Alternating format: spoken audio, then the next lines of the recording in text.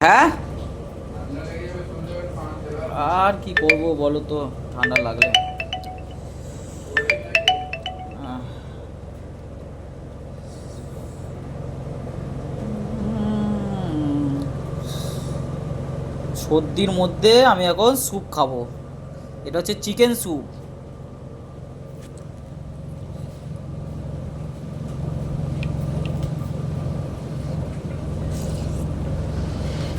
এটা একটু ঠান্ডা হোক বুঝলে, মানে গরম গরম খাওয়া যাবে না।